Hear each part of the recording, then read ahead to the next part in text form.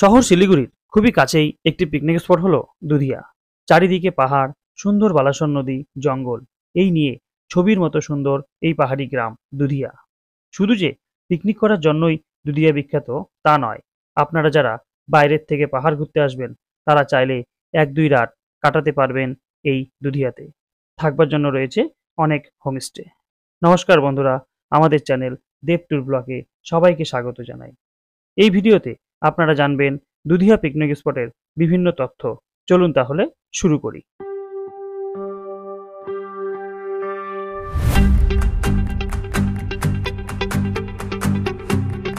শহর শিলিগুড়ি থেকে দুধিয়ার দূরত্ব মাত্র 26 কিলোমিটার।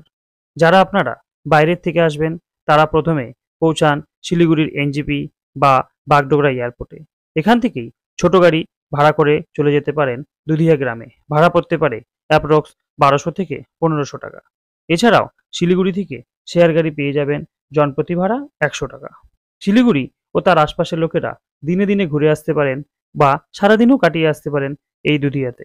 শিলিগুড়ি থেকে মিরিক যাবার রাস্তায় পড়ে এই দুধিয়া গ্রাম। সুন্দর চা বাগান ও পাহাড়ি আঁকাবাঁকা পথ দিয়ে 1 ঘন্টার মধ্যেই পৌঁছে যাবেন আপনারা দুধিয়াতে।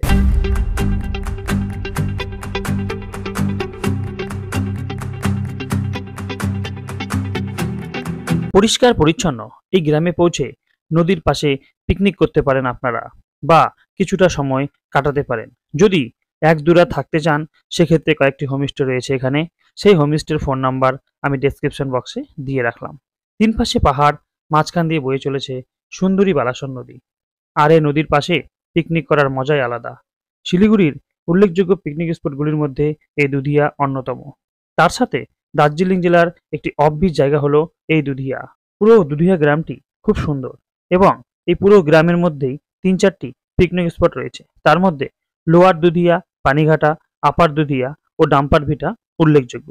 এছাড়াও আপনারা যারা এখানে এসে 1-2 দিন থাকবেন, আপনারা সেই হোমস্টে থেকেই একটি ছোট গাড়ি ভাড়া নিয়ে দেখে নিতে পারেন একটু দূরে মুক্তিখোলা পিকনিক স্পট, বুংলুং পাহাড়ি গ্রাম, মঞ্জুখোলা পার্ক ও মিরিক। এই দুধিয়া সম্বন্ধে আরো কিছু তথ্য জানতে হলে আপনারা কমেন্টসে আমাকে জানাবেন, আমি আপনাদের অবশ্যই উত্তর দিব। ভিডিওটি ভালো লাগলে একটি লাইক করবেন, চ্যানেলটিকে সাবস্ক্রাইব করে রাখবেন। ধন্যবাদ।